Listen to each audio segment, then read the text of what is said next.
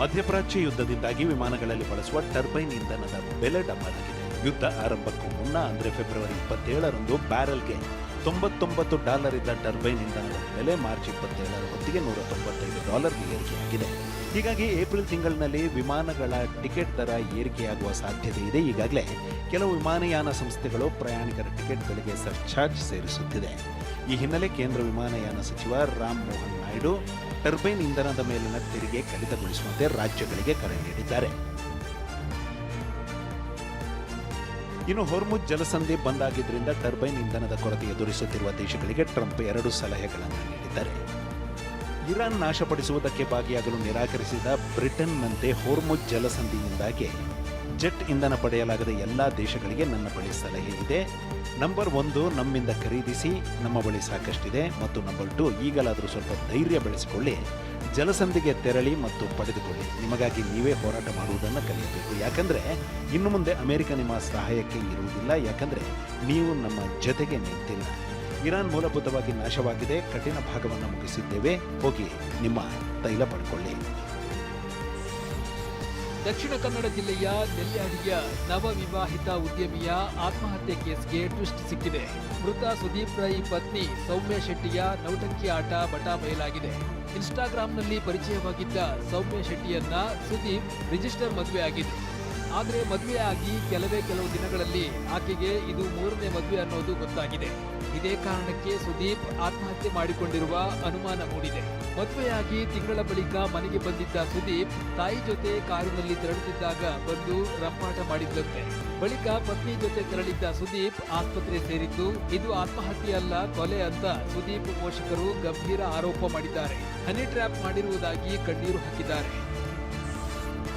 ಸೌಮ್ಯ ಶೆಟ್ಟಿಯ ನವರಂಗಿ ಆಟಗಳನ್ನ ನಟ ಯಕ್ಷಗಾನ ಕಲಾವಿದ ವೇಣು ಶೆಟ್ಟಿ ಎಳೆಯಾಗಿ ಬಿಚ್ಚಿಟ್ಟಿದ್ದಾರೆ.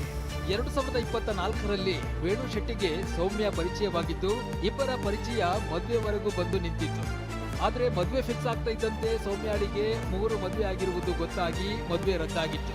ಇದೇ ವಿಚಾರಕ್ಕೆ ಆಕೆಯಿಂದ ತೊಂದರೆಯನ್ನ ಅನುಭವಿಸಿ ಊರೇ ಬಿಟ್ಟು ಹೋಗುವ ಪರಿಸ್ಥಿತಿ ಬಂದಿತ್ತು ಅಂತ TV9 ಜೊತೆಗೆ ಮಾತನಾಡಿದ್ದಾರೆ.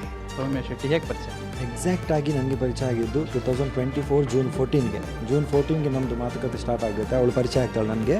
ಸೊ ಅಲ್ಲಿಂದ ನಮ್ಮದು ಚಾಟಿಂಗ್ ಎಲ್ಲ ಮುಂದುವರಿಯುತ್ತೆ. ಈ ಮದುವೆ ಖಂಡಿತ ಅವಳು ಆಗುತ್ತೆ ಅಂತ ಗೊತ್ತಾದ್ಮೇಲೆ ಅವಳು ಹೇಳ್ತಾಳೆ ನನಗೆ ಒಂದು ದಿವಸ ಫೋಟೋಸ್ ಅಪ್ಲೋಡ್ ಮಾಡು ಅಂತ, ಎಡಿಟ್ ಮಾಡಿ ಅವಳೇ ಕಳಿಸ್ತಾಳೆ. ಆಮೇಲೆ ನಾನು ಅಪ್ಲೋಡ್ ಮಾಡ್ತೀನಿ. ಅಪ್ಲೋಡ್ ಮಾಡಿದ ತಕ್ಷಣ ನಿಮಗೆ ಕಾಲ್ ಬರುತ್ತೆ. ಕಾಲ್ ಬಂದವ್ರು ಹೇಳ್ತಾರೆ, ಎಲ್ಲ ಇನ್ಫಾರ್ಮೇಷನ್ ಕೊಡ್ತಾರೆ, ಬೇಡ ಮದುವೆ ಏನು, ಇದು ಬೇಡವೇ ಬೇಡ. ಪಂಚ ರಾಜ್ಯಗಳ ವಿಧಾನಸಭಾ ಚುನಾವಣೆ ರಂಗೇರಿದೆ. ಪಶ್ಚಿಮ ಬಂಗಾಳದಲ್ಲಿ ಮಾಜಿ ಟೆನ್ನಿಸ್ ಆಟಗಾರ ಲಿಯಾಂಡರ್ ಪೇಸ್ ಬಿಜೆಪಿ ಸೇರ್ಪಡೆಯಾಗಿದ್ದಾರೆ. ಕೇಂದ್ರ ಸಚಿವ ಕಿರಣ್ ರಿಜಿಜು ಸಮ್ಮುಖದಲ್ಲಿ ದೆಹಲಿಯ ಬಿಜೆಪಿ ಕೇಂದ್ರ ಕಚೇರಿಯಲ್ಲಿ ಲಿಯಾಂಡರ್ ಪೇಸ್ ಬಿಜೆಪಿ ಸೇರ್ಪಡೆಯಾಗಿದ್ದಾರೆ. 40 ವರ್ಷಗಳ ಕಾಲ ಭಾರತಕ್ಕಾಗಿ ಆಡಿದ್ದೇನೆ, ಈಗ ದೇಶ ಹಾಗೂ ದೇಶದ ಯುವಕರ ಸೇವೆಗೆ ಸಿದ್ಧ ಎಂದಿದ್ದಾರೆ. ಲಿಯಾಂಡರ್ ಪೇಸ್ 2021ರಲ್ಲಿ ತೃಣಮೂಲ ಕಾಂಗ್ರೆಸ್ ಸೇರ್ಪಡೆಯಾಗಿದ್ರು. ಮಮತಾ ಬ್ಯಾನರ್ಜಿ ನೇತೃತ್ವದ ಪಕ್ಷದ ಪರ ಪ್ರಚಾರ ನಡೆಸಿದ್ರು. ಕ್ರೀಡೆ ಮತ್ತು ಕ್ರೀಡಾಪಟುಗಳಿಗಾಗಿ ಪ್ರಧಾನಿ ಮೋದಿಯವರು ಮಾಡಿದ ಕೆಲಸದಿಂದ ಪ್ರೇರಿತರಾಗಿ ಲಿಯಾಂಡರ್ ಪೇಸ್ ಬಿಜೆಪಿ ಸೇರಿದ್ದಾರೆ ಅಂತ ಕಿರಣ್ ರಿಜಿಜು ಹೇಳಿದ್ರು. ಏಪ್ರಿಲ್ 23ರಂದು ಪಶ್ಚಿಮ ಬಂಗಾಳದ 152 ಕ್ಷೇತ್ರಗಳಲ್ಲಿ ಮೊದಲ ಹಂತದ ಮತದಾನ ನಡೆಯಲಿದೆ. ಏಪ್ರಿಲ್ 29ರಂದು 142 ಕ್ಷೇತ್ರಗಳಲ್ಲಿ ದ್ವಿತೀಯ ಹಂತದ ಮತದಾನ ನಡೆಯಲಿದೆ.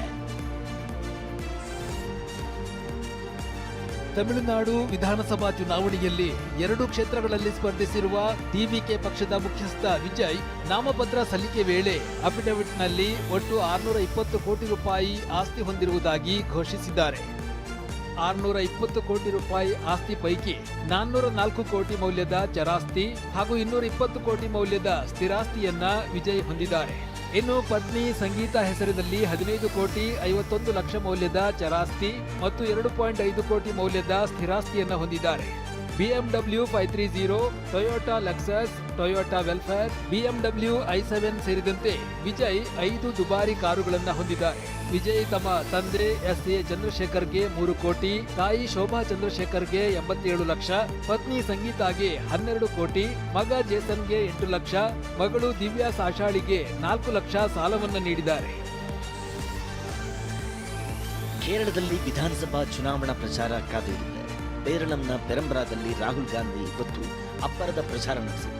ತೆರೆದ ಜೀಪ್ನಲ್ಲಿ ರಾಹುಲ್ ಬೃಹತ್ ರ್ಯಾಲಿ ಮಾಡಿದರು.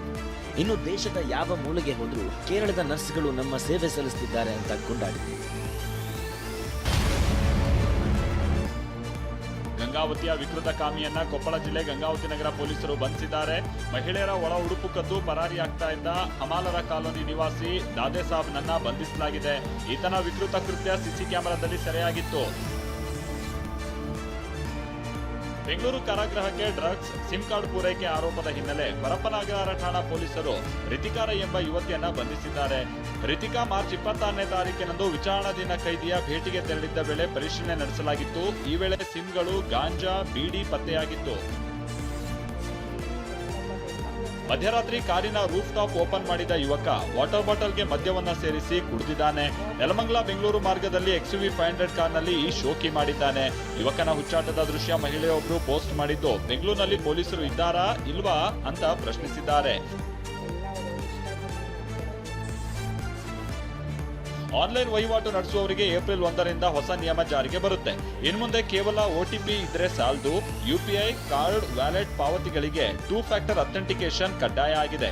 ಸೈಬರ್ ವಂಚನೆ ತಡೆಗೆ RBI ಈ ಕಠಿಣ ಸುರಕ್ಷತಾ ಕ್ರಮಗಳನ್ನು ಜಾರಿಗೆ ತಂದಿದ್ದು ಪಿನ್ ಅಥವಾ ಬಯೋಮೆಟ್ರಿಕ್ ಮೂಲಕ 2ನೇ ಹಂತದ ದೃಢೀಕರಣ ಅನಿವಾರ್ಯ ಅಂತ ಹೇಳಲಾಗಿದೆ. ಇನ್ನು ವ್ಯವಸ್ಥೆಯ ವೈಫಲ್ಯದಿಂದಾಗಿ ಗ್ರಾಹಕರು ಹಣ ಕಳೆದುಕೊಂಡ್ರೆ ಇದಕ್ಕೆ ಬ್ಯಾಂಕುಗಳೇ ಹೊಣೆ ಅಂತಾನೂ ಹೇಳಲಾಗಿದೆ.